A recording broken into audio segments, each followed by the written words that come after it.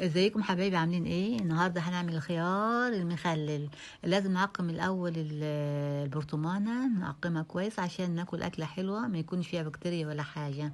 غسلت البرطمانه وحطيتها على البوتاجاز، ولعته وخلط بنار هاديه وتتعقم. خليها تتعقم حلوه كده عشان الخيار يطلع حلو وجميل. المقادير بتاعت الخيار المخلل: فص ثوم، ليمونه، خيار، خل، سكر، ملح.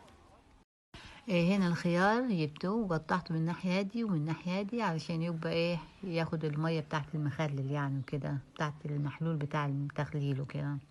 جبت البرطمانة وبعد ما قطعت الخيار سبحان الله توأم، حطيته في البرطمانة كده، رصرصته على اساس ايه، بالطول كده يعني، وتعبي البرطمانة كلها كده. عبيت البرطمانات والتالتة اللي انا بعبيها على قد الخيار اللي كان عندي. هنا عبيت التلات برطمانات زي ما انتوا شايفين، التلاتة معبيين اهم.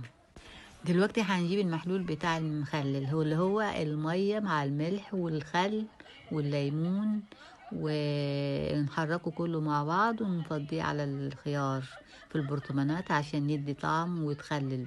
هنا جبت المية مع الملح وحركته كويس، وجبت التوم حطيت في كل برطمانة فص توم، كل برطمانة حطيت لها فص، وفضلت واحدة معايا وزعتها على التلاتة، هنا حتة وهنا حتة وهنا حتة.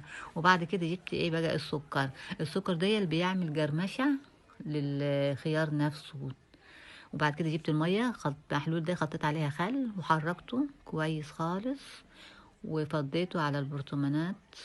كل برطمانة فيها خيار فضيتها لغاية لما تتعبى للآخر كده اهو. حطيت الليمون ده بحطه أنا في الآخر عشان يدي نكهة أكتر ويبقى طعمه حلو كده. عصرت الليمونة بس القشر بتاعها برضه فيها، ما رميتهاش، كله يبقى في المخلل وهيدي طعم حلو برضه.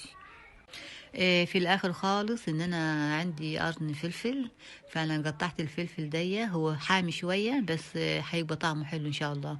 خطيت كل برطمانه 3 قطع صغيرين كده، وبعد كده هكفي البرطمانه كويس خالص عشان الهواء ما يدخلش فيه، نطلع كل الهواء منه عشان ما يحصلش اي بكتيريا ولا حاجه. نضغط عليها كويس ونقفلها، وان شاء الله بالهنا والشفا.